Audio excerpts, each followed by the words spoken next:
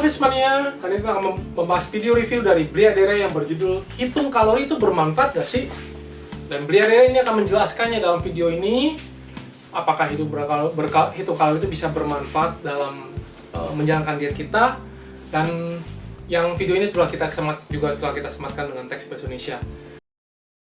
Lagi kalau kita berbicara kalori sendiri, sebenarnya ada alat pengukur yang dipakai untuk menghitung kira-kira berapa sih energi yang akan dihasilkan oleh badan dengan mengkonsumsikan makanan tersebut. Tapi kalau kita tanya sama badan kita sendiri, kita tidak punya kemampuan sesungguhnya badan kita apakah hormon tertentu yang bisa menghitung kalori, itu sebenarnya tidak ada. Tapi sebagai pengetahuan hari ini, yuk kita belajar aja biar teman-teman tahu secara umum ya. Jadi kalau ada orang menghitung kalori itu lebih kepada karena nanti ada terminologi-terminologi seperti namanya kalori restriction, ada namanya kalori surplus, ada namanya kalori defisit, kalori in, kalori out. Yuk kita bahas bersama-sama dulu. Sebagai contoh misalnya, anggap saja teman-teman adalah pria atau wanita, nggak apa-apa ya. Beratnya adalah 70 kg. Nah kalau teman-teman lihat beratnya 70 kg, ketika dites, kadar lemaknya ini berat kotor. Selalu kalau orang tanya, berat kita berapa? Oh saya 70, saya 65, saya 50. Itu adalah berat kotornya. Nah berat bersihnya adalah ketika sudah dikurangi oleh lemak. Sebagai contoh misalnya di sini, kadar lemaknya ternyata cuma 30%. Bukan cuma ya, kira-kira 30%. Nah, jadi artinya berat bersihnya dia adalah kalau 30%-nya daripada 70 kg adalah 21 kg. Paham ya teman-teman sekalian ya?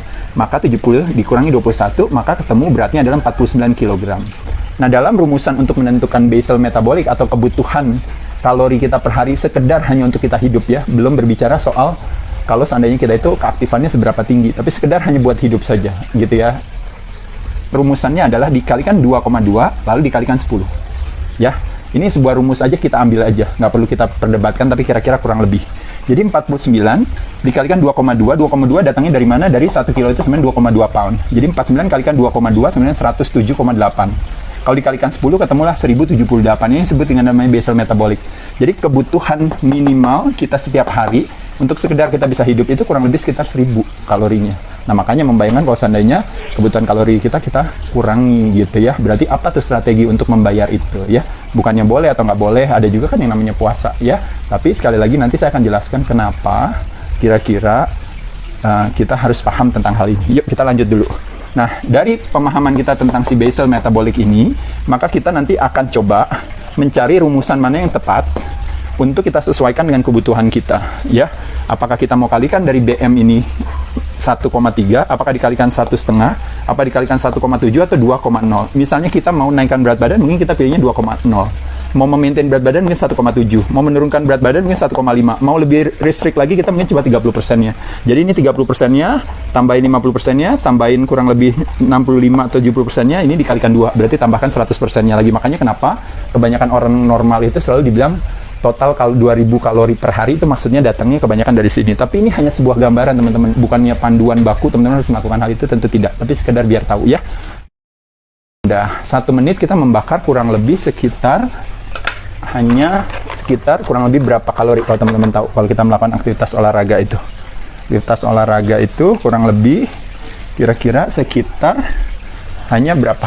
Hanya sekitar 5 sampai 10 saja kalorinya.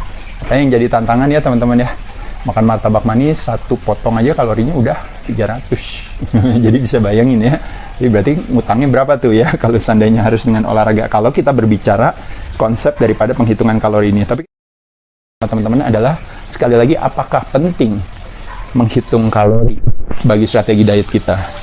Nah, jadi orang selalu beranggapan katanya lemak itu hadir kebanyakan karena apa? Karena kalori yang masuk lebih tinggi daripada kalori yang keluar. Makanya sisanya jadi lemak katanya. Tapi apakah sesederhana itu teman-teman? Nah, yang mau saya sampaikan sama teman-teman sekalian adalah sebagai berikut ya. Pada dasarnya teman-teman, ini nih kalimatnya yang paling penting. Sesungguhnya yang lebih utama itu adalah bukan berapa banyak kalori yang kita masukkan atau yang tidak kita masukkan, berapa banyak kalori yang kita bakar atau yang tidak kita bakar.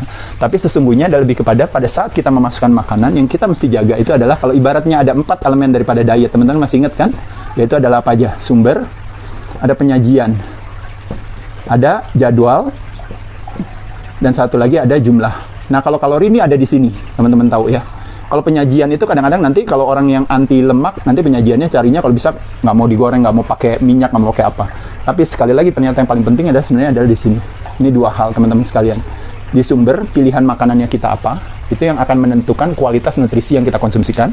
Dan yang kedua, lebih kepada di jadwal. Makanya kenapa intermittent fasting, kapan buka puasanya, kapan pada saat makan, jenis apa yang kita makan, justru itu yang memberikan penilaian penting. Kenapa? Karena nanti hubungannya dengan apa? Hubungannya dengan respon secara hormonal dan juga hubungannya dengan nutrien signal yang kita konsumsikan. Makanan itu nanti badan akan membuat satu respon tersendiri, teman-teman. Kalau kita makannya karbo, maka badan akan meresponnya apa? Yang akan diaktifasi tentunya adalah hormon insulin. Fungsi daripada hormon insulin adalah apa? Penyimpanan, storage. Ketika terjadi proses storing, secara teoretis, akan terjadi nggak proses burning atau fat burning? Tidak terjadi. Makanya kenapa? Kalau teman-teman konsumsi karbo yang terlalu berlebihan, apakah kalorinya maupun sedikit sekalipun, tapi teman-teman trigger insulinnya, maka respon insulinnya tinggi, maka pada saat itulah teman-teman, makanya kenapa akhirnya jadi akan menyimpan itu. Nanti saya kasih contohnya. Kedua, kalau kita konsumsi protein, maka kira-kira apa tuh yang diaktifasi secara hormonal, teman-teman? Salah satunya adalah mTOR, yang hubungannya dengan tujuannya nanti dia akan membuat satu instruksi kepada badan untuk bentuk protein, bentuk otot dan sebagainya. Selain itu juga ada namanya peptide YY atau peptide YY gitu, yang tujuannya adalah apa? Tujuannya dengan kehadiran dia akhirnya badan bisa bilang menjadi aduh kenyang cukup. Makanya teman-teman kalau lagi di buffet ya kadang-kadang makan, habis itu kalau makannya banyakin protein terus aja all you can eat, teman-teman pasti cepat kenyangnya. Tapi kalau makan karbo teman-teman nggak kenyang-kenyang. Paham ya? Kenapa karbo nggak kenyang-kenyang? Karena karbo teman-teman ingat nggak konsepnya? Dia naik, dia bantai turun, dia naik, dia bantai turun, dia naik lagi. Ini yang konsepnya teman-teman lihat. Jadi waktu kita makan karbonya naik kan? Waktu karbonya naik, insulin hadir, langsung turunin. Di sini yang namanya hyperinsulinemia namanya. Turun ke sini, ini namanya hipoglikemia. Nah, terjadi penurunan waktu hipo di sini terjadi penurunan, pasti kan ada signalnya bilang saya lapar. Maka makan lagi, naik lagi, lapar lagi, makan lagi. Makanya kenapa di sini disebut terjadi yang namanya apa teman-teman sekalian? Roller coasternya energi kita, gara-gara kita konsumsi karbo yang berlebihan, naik turun, naik turun, naik turun. Nah, pada saat kita konsumsi lemak juga, teman-teman juga di sini ada salah satunya namanya, saya sengaja putusin ini supaya biar bacanya lebih gampang. Ini namanya cholecystokinin. Jadi, kalau istilahnya ini adalah hormon yang teraktivasi gara-gara kita konsumsi lemak. Fungsinya apa? Fungsinya juga sama. Jadi, kalau cholecystokinin gitu ya, kalau bahasa Indonesianya itu adalah hubungannya dengan memberikan instruksi kepada badan untuk dia kenyang gitu. Jadi dengan kita kenyang akhirnya kita nggak makan lagi. Nah, jadi di sini kesimpulan yang mau saya sampaikan, kalau teman-teman fokusnya lebih kepada penghitungan kalori, maka apa yang terjadi teman-teman? Kita lihat mie instan kalorinya 300 kilokalori ya, mie instan yang normal ya, bukan yang jumbo. Kalau teman-teman makan steak, kalorinya bisa sama 300 kalori atau bisa juga lebih, benar ya? Tapi sekarang pertanyaannya, responnya apa yang terjadi? Responnya yang satu insulin, prosesnya adalah penyimpanan. Dia akan simpan cepat di dalam sel lemak. Gula darahnya naik nggak? Gula darahnya naik. Habis itu insulin hadir, dia buang ke sini. Teman-teman kepengen nggak makan lagi? Kepengen makan lagi. Tapi waktu teman-teman makan steak misalnya, contohnya, itu protein dan lemak. Waktu teman-teman makan, meskipun kalorinya lebih tinggi, tapi terjadi nggak kenaikan gula darah? Tidak terjadi. Terjadi nggak proses penyimpanan lemak pada saat teman-teman konsumsikan? Tidak terjadi. Kesimpulannya apa? Selama tidak apa? Selama makan steaknya tidak pakai apa? Tidak pakai kentang dan tidak pakai nasi dan sebagainya ya.